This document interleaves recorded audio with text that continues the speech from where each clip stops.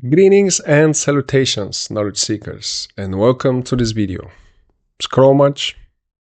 Do you spend a lot of time on social media and sometimes feel like you're not in control of the amount of time that you are on these apps from which you gain absolutely nothing, but you dedicate so much of yourself and of your mental energy to? If you're one of those people that cannot control the amount of time they spend on their phone, allow me to present a simple solution that can help you with that problem. Let's start with a story. Imagine you're having a dinner with the most interesting person in the world, dead or alive. Maybe you want to meet Albert Einstein, or some people, Barack Obama. I'm pretty interested in meeting Mike Tyson, actually. I feel he's lived so many different lives. I find him a fascinating character. Whoever tickles your fancy, whoever you are really interested in, fascinated in, imagine you have dinner with that guy. You're at this fancy restaurant, amazing food, amazing atmosphere. Then all of a sudden the waiter comes by, brings this huge barrel, leaves it by the table, and explains to you that if you take the lid off, this is no ordinary barrel. It's magical. So if you take the lid off and you put your hand in and pull something out, you never know what's going to come out of it. Well, you have an amazing dinner companion. In the beginning, you're like, forget about the barrel. Let's focus on this guy. I have so much I want to learn from this person. I have so much I want to ask. But the barrel is too tantalizing. It's very difficult to resist something that's magical and can fulfill any type of fantasy you have. So you reach in and you pull a tiger, and then it's a monkey wearing a top hat, a baby riding a tricycle with an elephant chasing him. Amazing imagery of space and nature, beautiful people enjoying themselves. So you keep on reaching and keep on reaching, and you forget that you're at this restaurant with this amazing person in real life. Sound familiar? Our phones are the barrel. They are magical.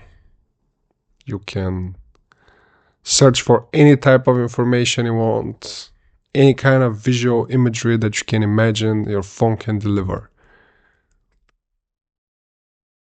So that virtual reality, that modern technology that our phones, our tablets, our TVs offer to us is much more interesting, much more stimulating, much more dopamine inducing than anything real world has to offer.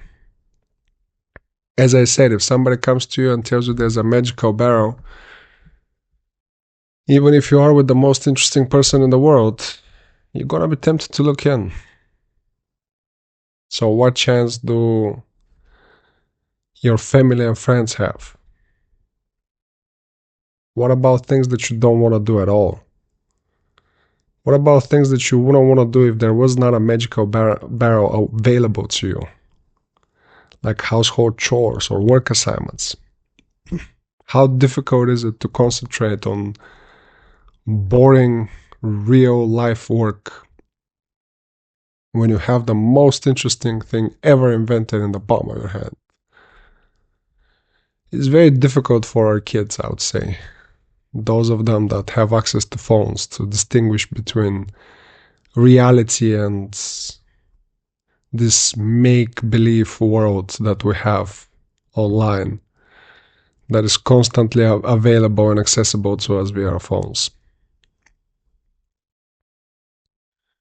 But we need to detach. We need to detach from this fantasy.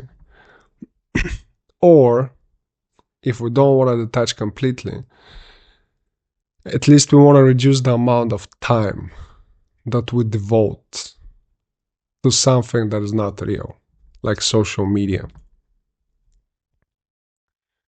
So how can we do that? Well, first of all, we need to acknowledge the problem, if we have one, and measure the magnitude of the issue. Thankfully, the phone is pretty good at that. You can check your screen time, see how much time you spend on the phone, how often you pick it up, and what do you do with it. I try to spend as much time as possible reading. I usually average an hour a day. But I also waste a lot of time. And there are days when I pick my phone up 100 times. Like that's not because I'm expecting that 100 times there's gonna be something that I must see. I cannot miss at this very moment. It's because I'm bored and I want a distraction from my boring everyday life. So once we have that into perspective, once we know what our issue is, for me again, picking up the phone way too often, there are simple tricks that we can do. And again, we need to start small. You can't be, if you're spending 5 hours a day on Instagram, you can't be like, oh, okay, I'll just delete the app. Because tomorrow you're going to reinstall it. It's not that difficult. So small baby steps. Maybe you reduce the amount of time you use social media by half an hour each day. Maybe start there. If you can do that, if that's possible from the beginning, maybe don't take your phone into the bedroom. That's a pretty, from any perspective, an amazing decision. The light screws up your circadian rhythm.